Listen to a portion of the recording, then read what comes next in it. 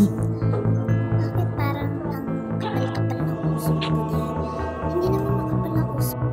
Pero, guys, may naririnig ako. May narinig akong sumabog. Basta sumabog. Kinalaman ng sumasabog, eh, kahit ayun niya sumasabog, hindi naman kami natatakot. Tsaka wala namang sumabog dito. Hindi naman kami narinig. Apaka hindi ka naniniwala sa akin? Bahala ka na nga dyan. Bahala ka dyan. Sa inyo po, isang teddy bear lang po. Baka may-ari po ito sa inyo. Salamat.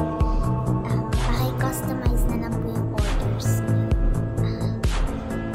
Meron po. May mga magiging aso na rin dito. Kailangan mabaril natin sila lahat at mamamatay sa inyo.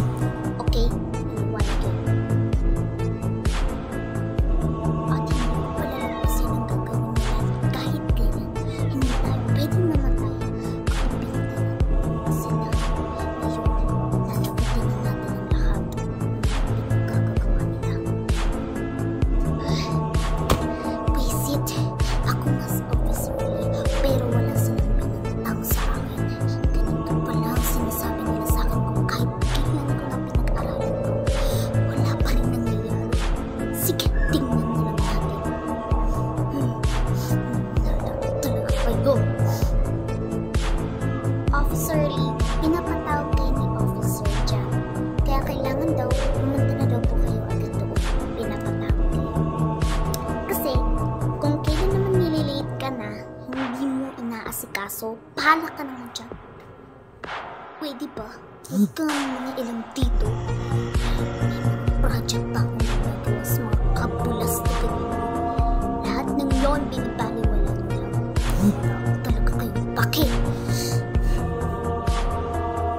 Kasi, bahala ka na nga dyan. Pinapatawag ka ni officer eh nagre-reklamo pa.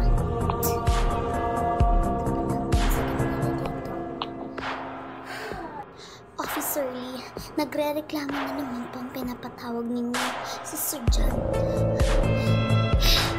Oo nga pala. Thank you po, sorry. Ano sinabi mo? Ako si Officer John at siya si Officer Lee.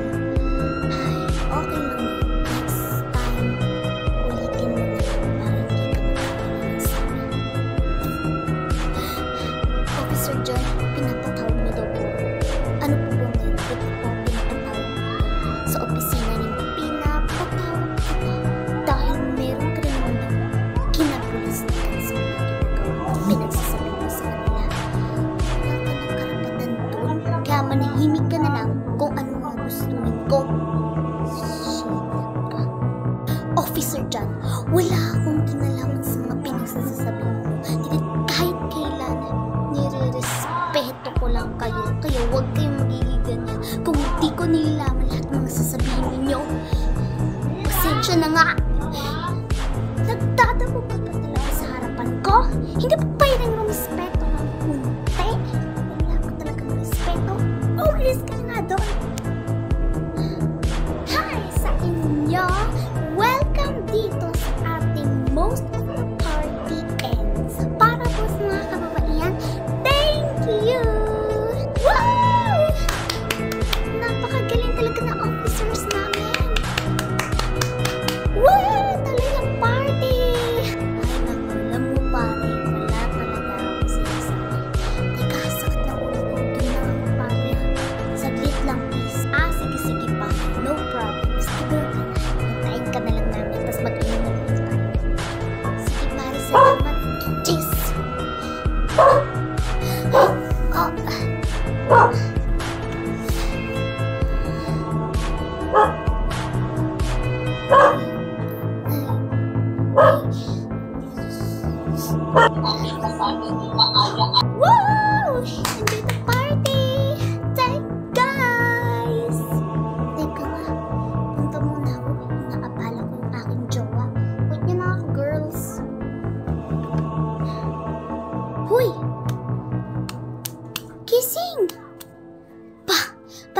naman dyan?